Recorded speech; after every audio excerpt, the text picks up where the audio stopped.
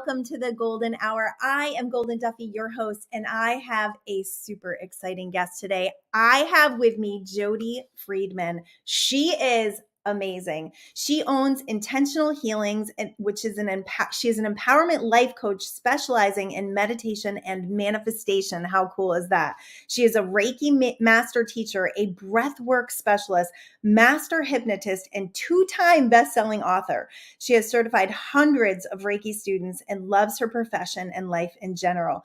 As an entrepreneur, Jodi used to work in real estate for 40 years, so she understands people's needs and is tirelessly committed to coaching people who are committed to their growth. Jodi traveled to England, Bali, and India to learn and practice breathwork to help her clients experience a deep emotional letting go. Always working on herself, she's a natural healer, teacher, and coach who expresses the mind-body-soul connection to help her clients thrive. Welcome, Jodi. Thank you. Thank you so I'm so much. excited to have you here. And she's a dear friend of mine. We literally had like just a soul connection from the get-go. So I'm so happy to have you here.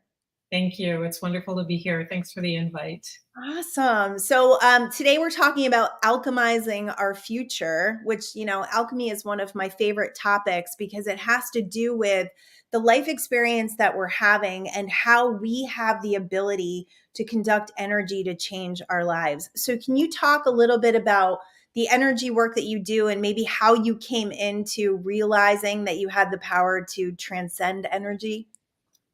Yes, it was definitely a process. I've been around in the field since the 1990s, mid 1990s, when I realized my life just wasn't working.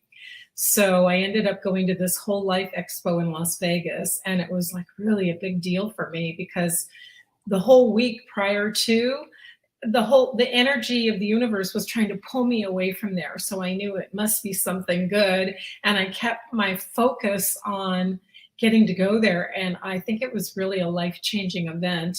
For the first time, somebody had placed their hands on my back, and I called it like putting energy into me because I really didn't understand the concept of how everything is energy. But once you know that, you can't really unknow that. And right. So I learned to work with energy. I met my Reiki master at that time in 1994. And by 1996, I was level 1 and 2. And then she took me in to become a Reiki master, to master myself 2 years later. And ever since then, and I said to her, why do you want me to be a Reiki master? I don't think I'll ever teach it. And she just kind of gave me that look like, okay. But I really was born to teach. I was selling real estate since I was in my 20s, and I've just recently given that up because I want to focus 100% on health and wellness, bringing people into their power by helping them recognize that the world is open to them to whatever degree they want to go for it.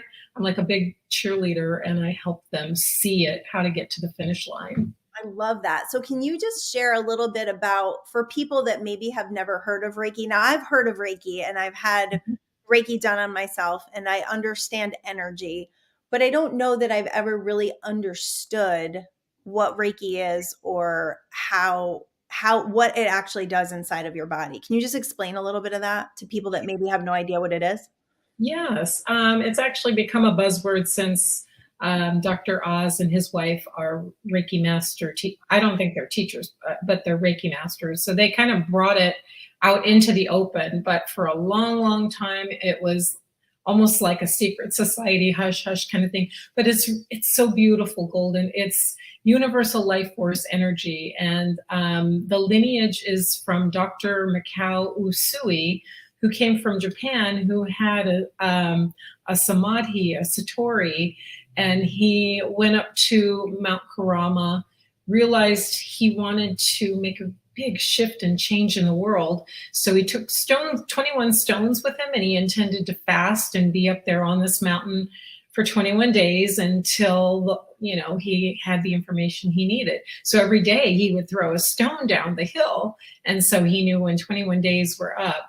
And actually, he on that last day, that last stone, he noticed a light coming towards him. And this is kind of like, it reminds me of that movie. I don't know if you've seen Phenomena with John Travolta, where the light strikes him in the forehead. And Dr. Usui fell down and he saw all the Reiki symbols that he was to bring to the world. There are 5 symbols, and started with his lineage. And I'm actually 10 people down. And then when I thought I wasn't going to teach it, I'm just so proud of the purity of it. What it is you just make a connection to the divine. It's like stepping yourself back and becoming the observer, and then allowing light to pass through you so that you can transfer that to whoever it is you're working on. Of course, some of it, I always feel like the beautiful energy passes as it's passing through me. I get a little bit of it for myself, which makes it even better. But when you step into that observer, it's like the ego really steps back, and then it's just a conduit for whatever it is the other person has come for, whatever their higher self, their soul wants to bring them. And so I just focus on the light, basically. I focus on them moving up the spiral of the evolution of their life. And it's so beautiful. Every session, there's no 2 sessions that are alike. They're all different. And then I get guided information to help them. And then some of it just passes through me without even my attention to it. Wow. It's like a channel of light, really, right? Like the channel of healing, the channel of, like you said, whatever they need. So it becomes very tailored energy from their higher consciousness. Yeah. And students can only get really Reiki from a Reiki master. There's an attunement process where you pass down the symbols at the different levels. And so whatever level they're mastering within themselves, like level 1 is for self-healing. Level 2, you can actually become a practitioner and start practicing on others. And then at level 3, you can teach. So I take students of all the different levels, and I really love it. I've done that since like 2011. Wow. That's really inspiring and life-changing, that kind of work, Yes. because it goes to the source. Like it goes to, I talk a lot about vibrational alignment and frequency and all of that. But if you can take energy that is, being handed down to you, this is stuff that's like in the spiritual realm that we may not be completely aware of, that comes down into the physical realm and changes the experience here, because energetically you're connecting with the spiritual realm. So I think people get really addicted to like reality, and they think that only what we can see is what there is. And when we understand that there is this non-physical realm, that there is this spiritual realm that we can pull energy from, we can ask and invite in, then it changes the whole game. It changes the journey, because you realize, oh, I'm not alone here and I have access. And as a Reiki master, I think you're kind of like unlocking that for people, would you say? Well, I really come from a very humble place with that, because I help them unlock it. I transfer and transport the tools that is not yet in their awareness. They get a Reiki manual. They get to practice. When I first started, I did Reiki shares every week. There was a beautiful place called the Ganesha Center in Las Vegas, and that was in 2011. That's where I learned to teach, and we would put like 50 people in a room. Like I'd say 60 people were the max that would come in. We'd have 5 or 6 tables, massage tables, place one person at a time on those tables, and then the rest of the people would get around them. And I would go around the room and help people raise the frequency, first of all, for them, so that then they could get in their space. Of course, I had have this beautiful music to get them in that place. And then they would just place their hands, there's two different ways. You can do a hover method, 3 to 6 inches above the body, or you can actually touch with person's permission, gentle touch. It's not like massage, it's just a gentle touch. And then we work with the chakra and meridian system, mainly the chakra system, and open the chakras. And, a lot of times people come in unbalanced, but I would teach people how to feel, how to scan the body and how to feel whether their chakras are open or closed. And then there's, the clairs, clairvoyance, claircognizance, I always seem to forget one. What are they? Clairaudience, hearing, seeing, smell, taste, touch, all of that. And then usually in the beginning, one or two of them would come in. And then the more a person would practice really any type of healing, they all open up. They're knowing.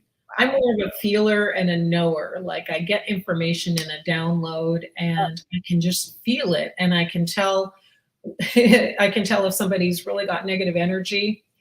I know it like immediately, and I can just remove my presence. I don't make a judgment on it. I just know who I want to have in my world and who not.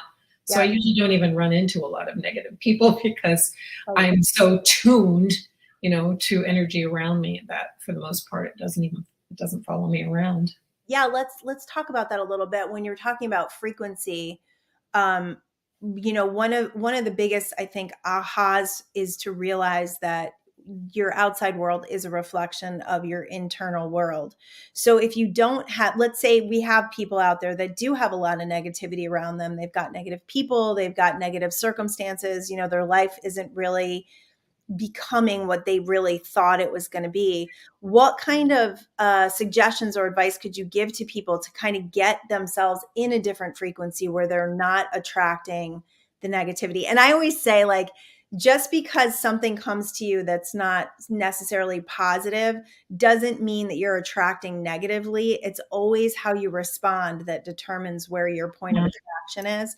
So what kind of things can we do to kind of get ourselves into a better energy field? Well, a lot of times being a life coach too, I do kind of ask them, if they've had trauma. The challenge is if a person's had trauma, especially from the ages of 0 to 7, that's the imprint stage. And that means that they're reacting from that place of what was done and who they were with and the way they interpreted things that may not have been how they interpreted it. And yet they were hardwired at a very early age. Yeah. So sometimes I will look at that. And if it is that, then I ask them if they're willing to go and kind of dip back into that just a little bit to clear it, because there's a lot of suppression with people who I've found that, they've suppressed feelings because of the circumstances and whatever happened to them and not wanting to be hurt or tortured or, emotionally. I don't mean tortured physically, hopefully not, but people that have negativity, they're probably that way because a lot of negativity has been around them. And so then I ask them, if the ones that life coach with me are the ones that really want to dive very deep, or they will become a Reiki 1 or 2. Well, I take them to level 2.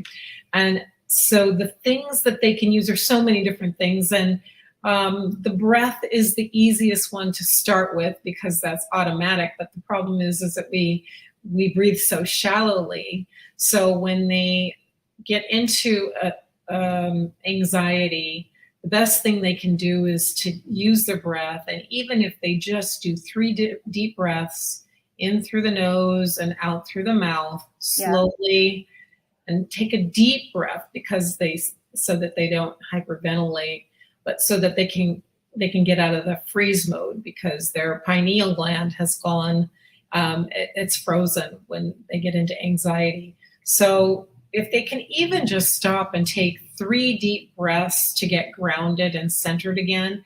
And then I tell people if that isn't enough, then you just count 1 to 10 slowly and then backwards 10 to 1. And that helps a lot of people just in the beginning learn to, navigate the world of difficulty outside of themselves. And the mind, and like what the mind does. So what that really does is kind of gives them a little bit of space, because if you when you're in anxiety, there's a momentum that happens right in your neural pathways, and then it kind of spins you out. So if you can create some space, that's why I always share meditation as like the greatest way to build that muscle. And connecting with your breath brings it into another level of just taking a break. Just give yourself some space. And when we do that, we're actually have more of a connection to the divine, because we've gotten out of that monkey mind, that craziness, right? Absolutely. And then I guess the next thing for me, anyways, is I'm a meditation teacher. I've been teaching in Las Vegas and doing workshops and events and Love uh, it. with meditation. I do the type I do is guided visual imagery. Okay. So I'll do a clearing of the chakras usually, but it's all guided. I mean, I hear or know what to say. I usually walk down the room and people are on mats on the floor. I'll have maybe 20 people just bringing in whatever it is they need. And so people will tell me, oh my gosh, that was just for me. But I get bits and pieces of whoever is in the room. It's always perfect. And maybe if one other person had been there, it wouldn't have been the same, because it's the energy that they're bringing that wants the attention, that wants to create anew. But on their own, if they don't have any tools, or let's say they've never meditated before, everybody meditates after they come and work with me, because I help them to understand that there's no really wrong way to meditate except not to. That's the only So true. can't do it. But people will give all kinds of reasons why they can't, like, Yes. we fall asleep, and I tell them, well, then you need to sit up. Exactly. I know. And I always say, if you believe you can't meditate, like that's the greatest killer to your practice, is just believing you can't. Because Everyone can do it. with meditation, that's where alchemy happens, because we have 60 to 100,000 thoughts every day. And how many of those are not even ours? They're thoughts that we've thought for years and years. Ancestors have brought them in, friends, teachers, parents, any influences, we have those thoughts. So in order to be able to focus the mind, we have to just allow, I like to think of it as, the figure 8, the infinity symbol, which has no beginning and no end. And you just listen to my voice. And then all of a sudden you have a thought that your left toe itches, and that's fine. Let it itch, but you're aware of it. And then you hear the music, and then all of a sudden there's nothing, and you just drop down into this nothingness for a second. And then maybe you're jolted awake again, or above that sense of where you're in peace. These are different brain waves that are happening. And then, and it's that in and out that helps a person to process just the allowing of letting go. And it is the most magnificent thing to be able to come to these events. I mean, I went this weekend to the Radiance Conference in Las Vegas, and I got my breath work on for me, because, I'm always giving it, and I get some too, but just to be able to be in that energy for like an hour at a time, so magnificent, nothing better. I always tell people that I'm like, it's literally bliss. And by not doing it every day, you're cheating yourself from being in this world where there is nothing. There's no one asking you to do anything. There's no to-do list. There's nothing. Once you reach that state of higher consciousness, you're placing yourself in a different frequency, which is where joy lives, right? It's so beautiful, because really, if you think about it, that point you just made is that for just a little while, you don't have to do anything. We're not human doings, we're human beings. So it gives you permission to just be who you are, and let that be enough, and know that you are enough. Yes. This person has the ability to live whatever the number of minutes and hours that they have in their life. Who wouldn't want to slow down and rest and allow this information to come in that betters your world. And then you can do what you want with it or nothing at all. But what it does is it gives a pattern interrupt into the daily hustle and grind of life, because life isn't supposed to be that's so masculine, especially for women who are only into that and not experiencing their divine feminine. Mhm. But meditation will definitely put them there and allow them to just be in this space where they can magnetically attract the things that they want in the universe, because they're giving them this freedom from all the distractions in the world. And Yeah. so that's another way of alchemizing, is spending time in meditation, going to events with other people, group meditations where you have a really good meditator, is really excellent. That was going to happen. No problem. No problem. We got doorbells and dogs barking. It's totally fine.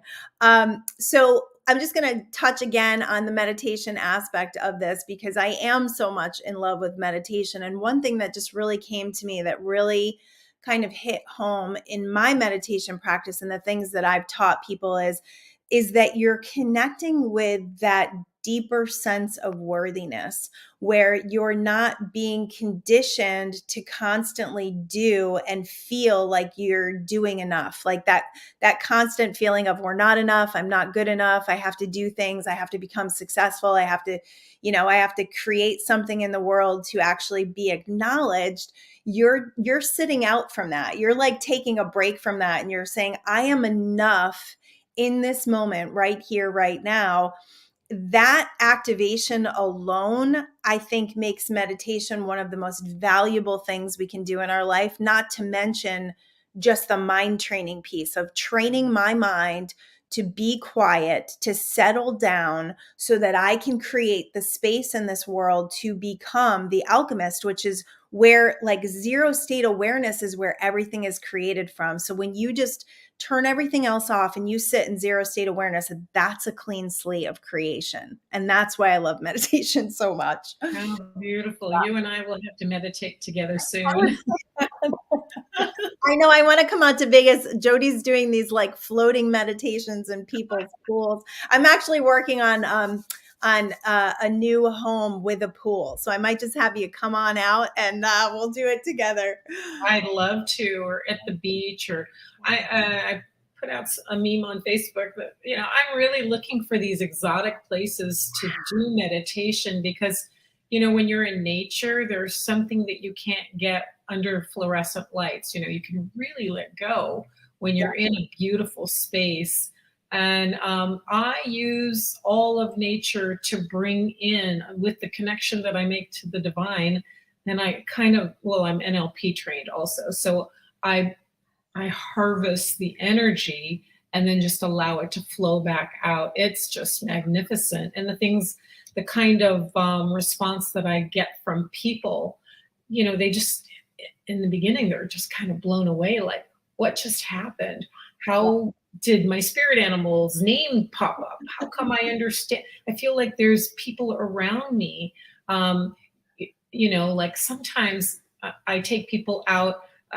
There's been a big black condor bird that people get on the back, and there's like reins to hold, and the way that the information speaks through me, it's like, and you're safe, and it's in this, very safe space that I'm able to communicate what will help people really get a grasp of who they are. We're beings inside these bodies, but we're spiritual beings, and we came here to experience life. And so then we go on these wild adventures and wild ride, and we forget why we came here, and we allow every shiny thing, to pull us here and pull us there. But in meditation, that gives you that innocent piece of yourself back, to really reflect on, why are you really here? And yes, we know we have to make money and we have to do all the things. And there's people around us that, require time and attention if they're family. And close friends, but we can be in a much better place to give advice or to share or just be someone to listen to another when we're grounded.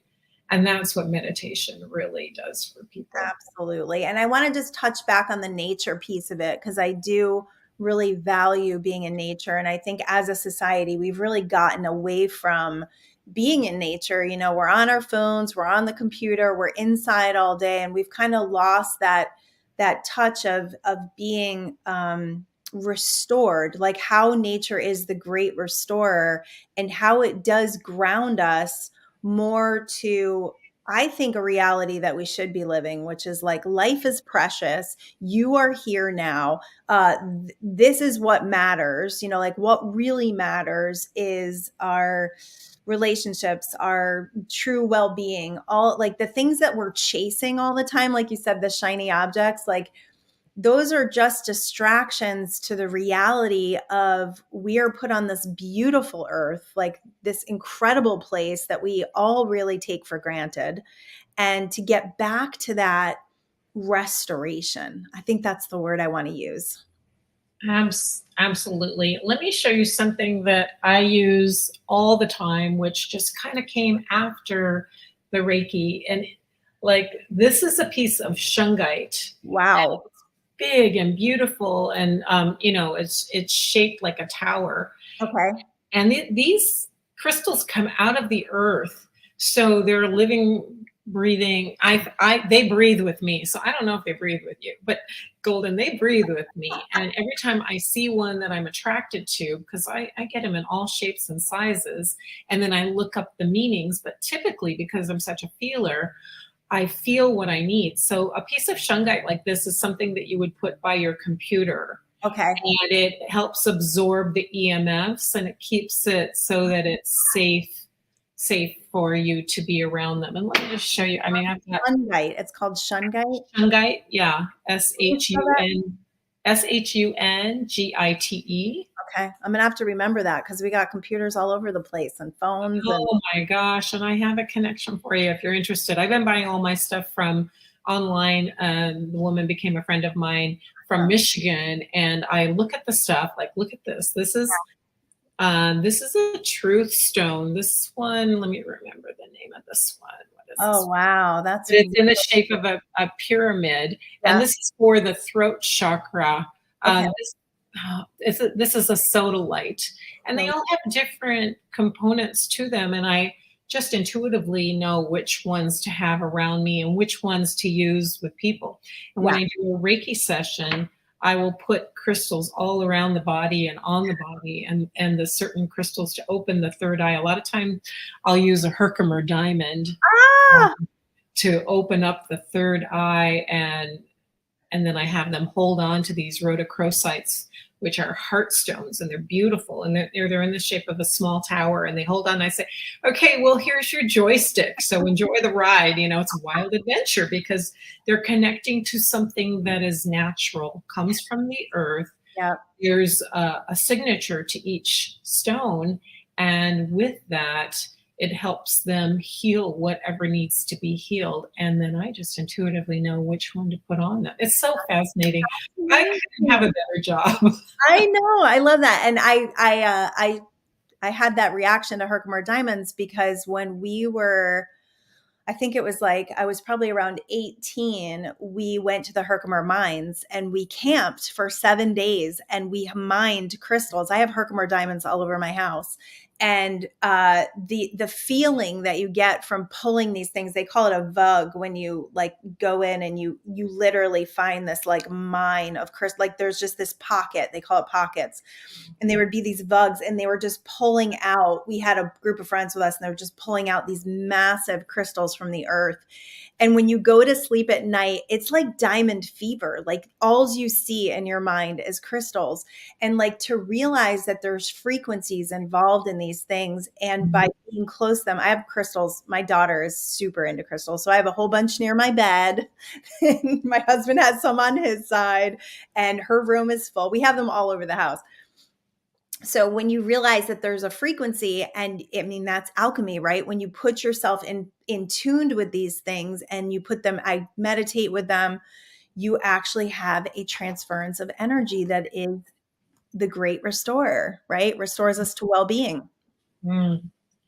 And we can use them to alchemize, which really means turning one thing into another. Yes. So as you raise the vibration and raise the frequency, the whole world is going to respond to that around you. And who you are today is not who you're going to be tomorrow by how you respond to the situations that are in your life. You know, like everybody, I think, in the world knows that they need to look at road rage, right? If they're driving, if they're out in a city that, you know, like Las Vegas has close to 3 million people. Yeah. So it kind of takes like an intention to manage how you're feeling. Mastery. Yes, that mastery, mastering road rage is mastery. I believe that. I truly do. Well, the fact that I work with frequencies all the time, when I used to sell real estate, I have this funny story that I had an investor client from Israel, and he was sitting next to me in the passenger seat, and I'm driving, and I'm just focused on the road. I'm getting close to where I want to turn onto the freeway.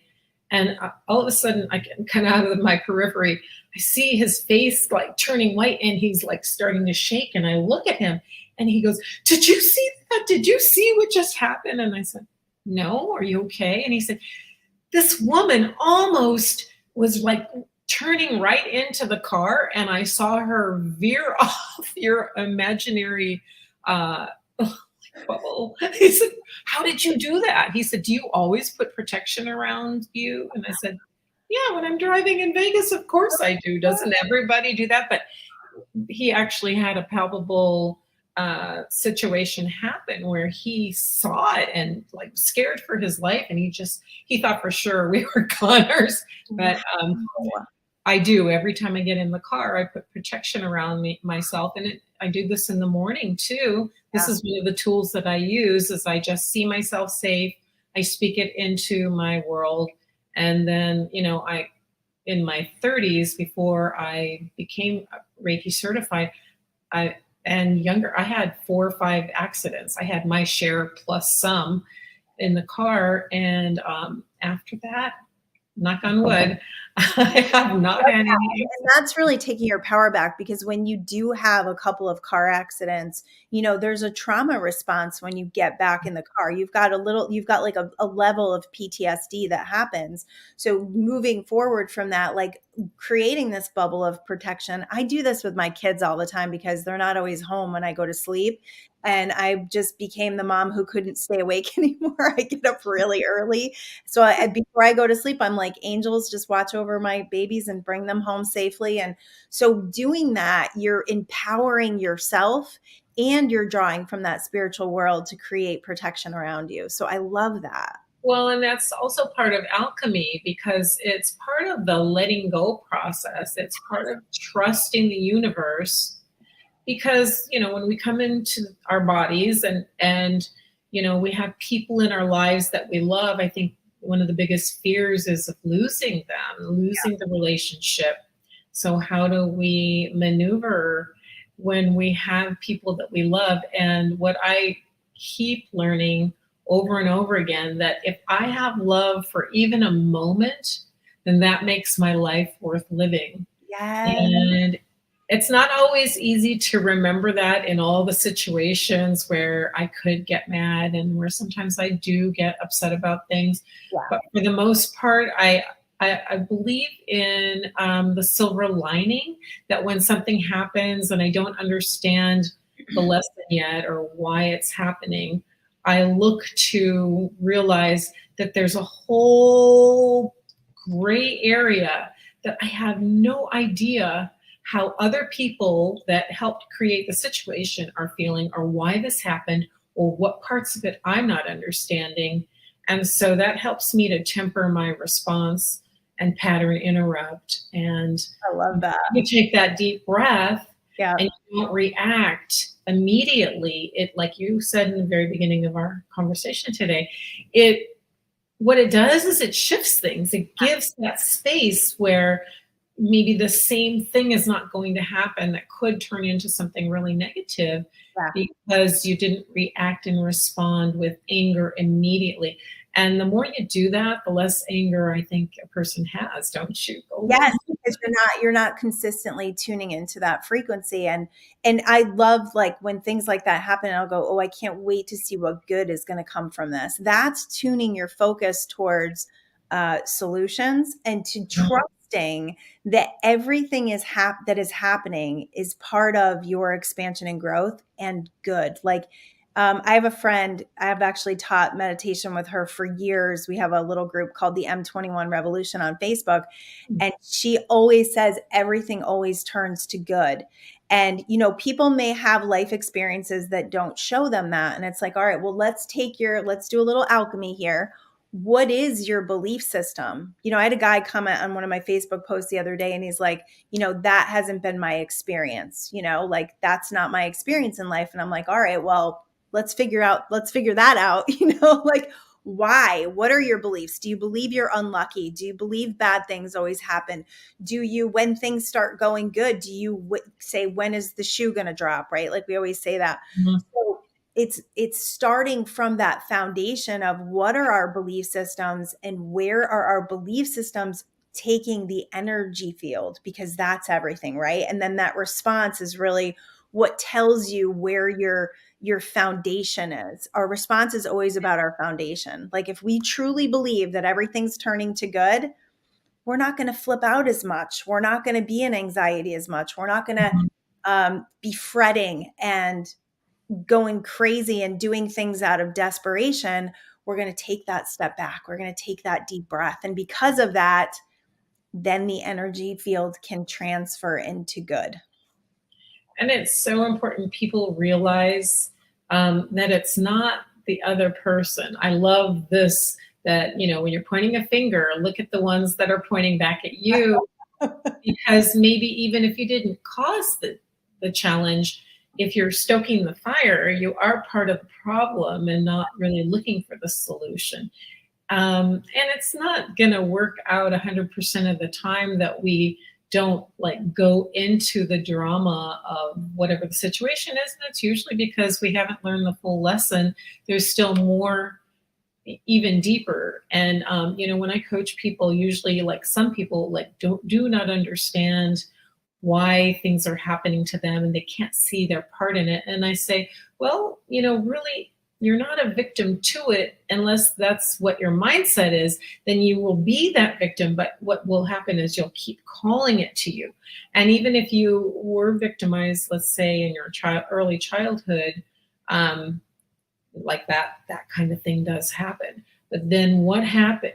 You're responsible for the thoughts afterwards and getting help for yourself Yes. as an autonomous human being and wanting to live the greatest life that you can live.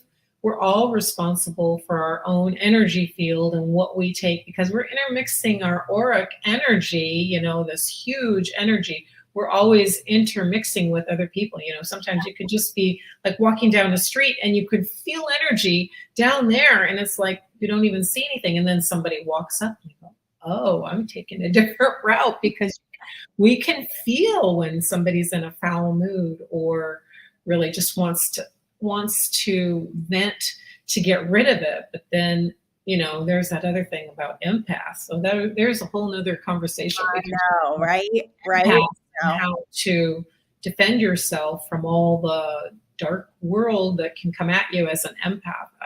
A lot of my clients, we always talk about how being an empath can be a double-edged sword, because you get a lot of information, but then how do you keep yourself at a distance from the stuff that wants to come in, or that you're just feeling all of it. Yeah, I've met a lot of I've met a lot of people that say they're empaths and they kind of use that as a victimhood type thing. It's like, well, I'm an empath, I feel everything. And it's like, well, but where in that journey do you want to start taking your power back and deciding what comes to you and what you're going to actually receive? Because as an empath, as a spiritual being, as a person here on this earth, we have the ability to receive or reject. We have the ability to, like you said, protect ourselves or open ourselves up. And it's like, I think in relationships, like what you were just touching on, when we're in relationships with people, and,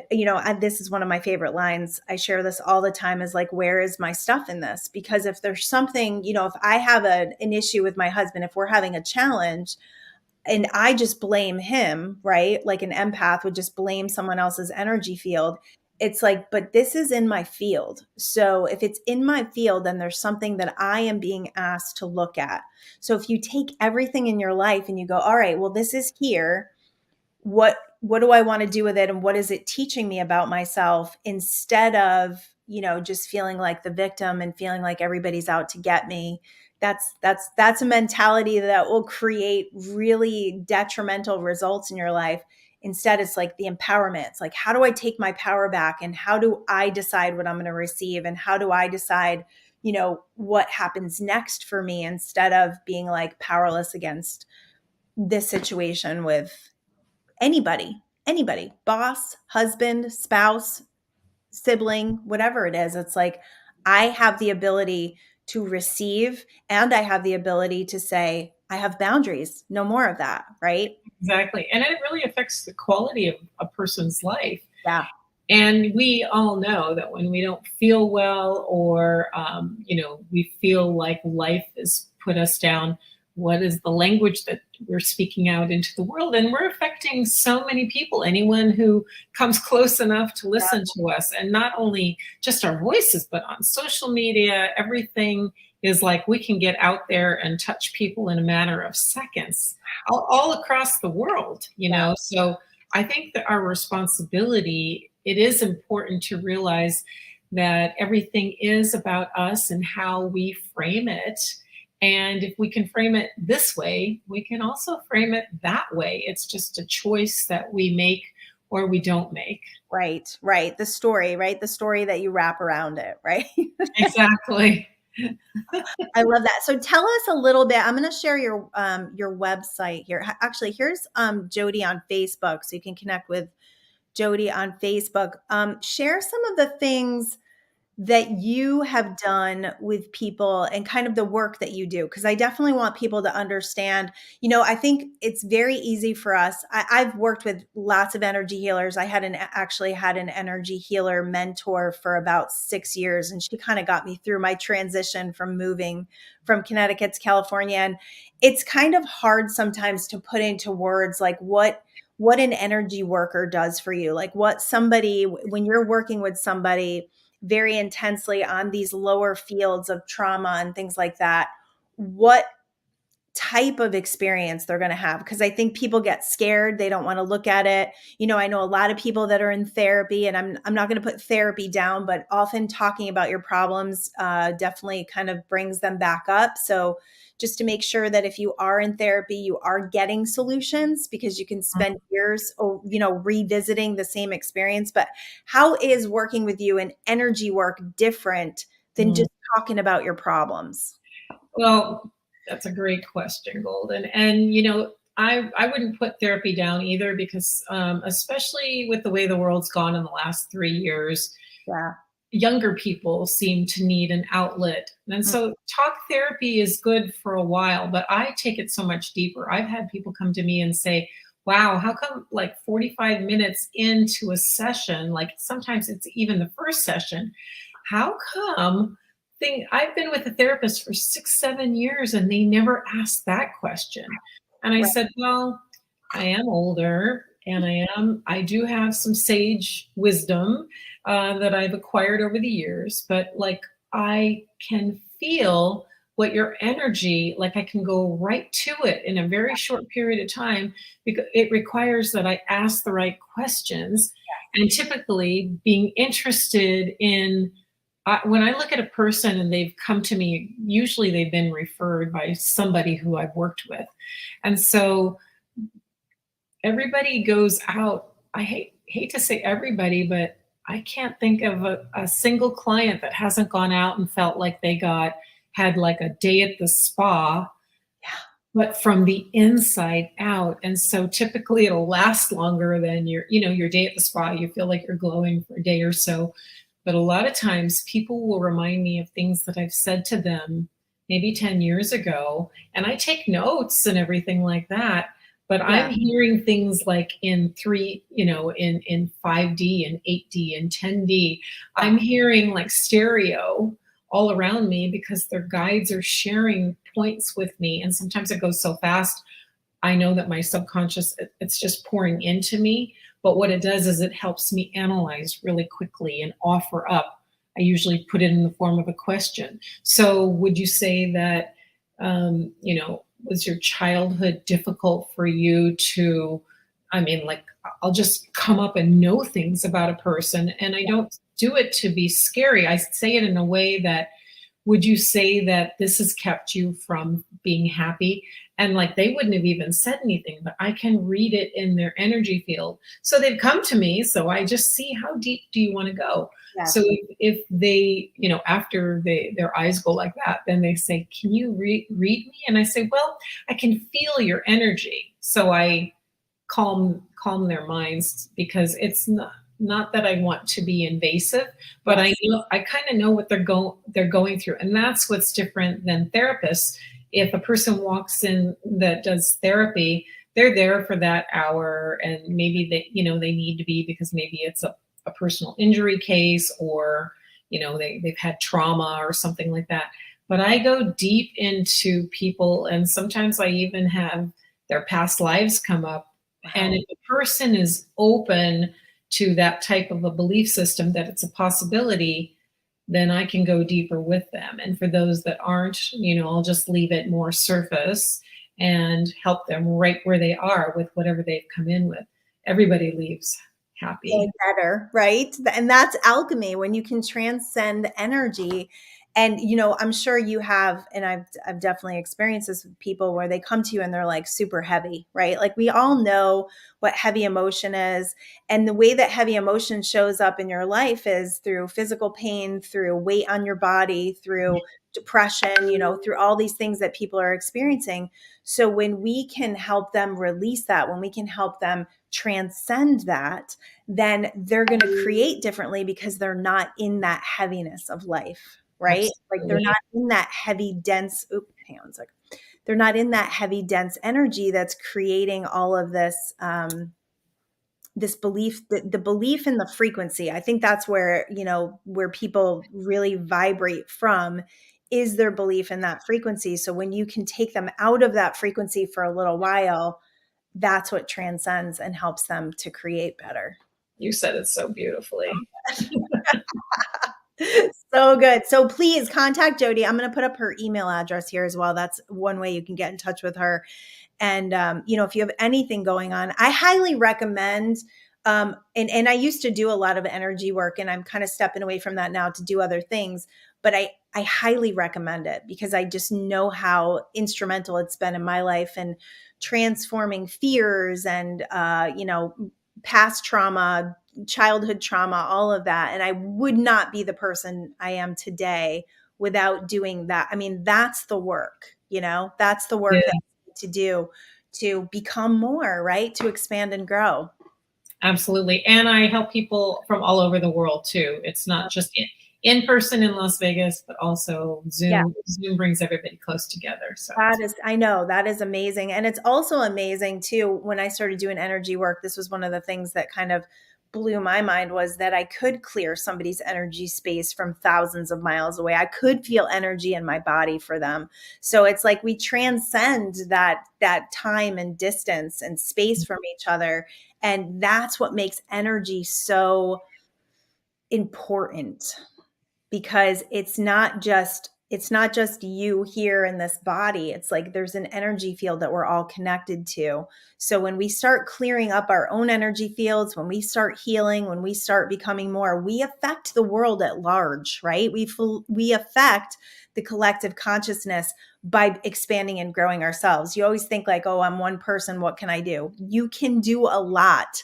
By doing your own work, you affect hundreds and hundreds of thousands of people, because you've done the work to become more, and you're on your soul path. for sure, it's like a big puzzle, and each one of us is a little puzzle piece. So if we're doing the work, we're affecting the whole. Totally. I was going to this meditation group in Laguna Beach for a little while, and their thing was the net of light. Like we're all connected to this net of light. And as we beam our lights, brighter, we affect the whole net, which is the entire universe at large. And I just always loved that concept of like meditating and imagining that we're healing the world is it's powerful stuff. It really is. Yeah. We come from oneness and we go back to oneness, and in the middle of it, it's all this chaos. Well, like exactly. And I think one of the things, like the biggest thing that you and I promote is it doesn't have to be that chaotic. You don't have to be in the struggle. You don't have to be in the always striving for more. You can thrive. You can be in peace. You can be in bliss. And these are the ways to go about it. And no man is an island. It's, No. it's a team sport that we all support each other. It is. And I think that's where we get ourselves into trouble is when we think we're all alone. We think we're the only ones that are experiencing this. So I love the idea of connecting with people who understand the energy field and how that can awaken a sense of that connection. Definitely. I love working with energy. I know that everything is energy. So every day is a grand adventure that I wake up and wonder, like, who am I going to, be brought to next? And I love my job. And I wish that everybody would take their parts so that I could go do something else, But I think my job is pretty secure as we're all coming together. But I think it's going to take some time. I'm not going to be doing anything else for a while. They say it takes a village, and I really believe that. One thing that you just touched on about us all kind of being on this journey together, when you start to understand energy and you start to understand that you have some power in that energy, like what are some of the things that you can just share really briefly how people can kind of wake up every day and have that feeling of, oh, I have no idea what's going to happen today. Like, do you just automatically wake up like that? Or are there things that you have to do? Because we all have this little forgetting that happens, right? Like we all kind of get wrapped up in the world and go, feel a little powerless for a minute. Like what are some of the things that people can do to remain in that space of the miraculous and being excited about the energy that's around them? Well, they can get curious as to, what kind of meaning does that have in their life right then? Like, why is it coming up then? And start making some connection points. And if they can't do that on their own, there's people everywhere that are into this and so many different types of healing. Yeah. I have like 15 different modalities, but Reiki for me is the one that I get it just flows through my blood. On my epitaph, it says Jodi Friedman, Reiki. That's all it has to say, and people will get it. But it's just getting in touch with themselves. It's a process of choosing to like connect. It's almost like two different jobs, but it makes life so much richer. So I really highly recommend to everybody, if you're starting to have this samadhi presence, like what is happening, find local people or get a recommendation from somebody, even that's, not in, there are some remote areas if they don't have anyone, to join others and to find their people so that they can start to understand what's happening. A lot of people come to me and their children are starting to awaken before they have, and they don't know what to do. So they really do need some support somewhere. They need someone who's gone through it. I went through my Great Awakening like 20 years ago, and I keep having them, but nothing was as big as in the 90s when it was 4 days of Dark Night of the Soul. So that was interesting. That can often be what's, what does create that spiritual awakening is often we do go through these dark times where we start questioning life and who we are. And, so it people look at those situations and they're like, oh my gosh, this is like the worst thing that could ever happen. And it's like, well, but where is it leading you to? Right. Yeah.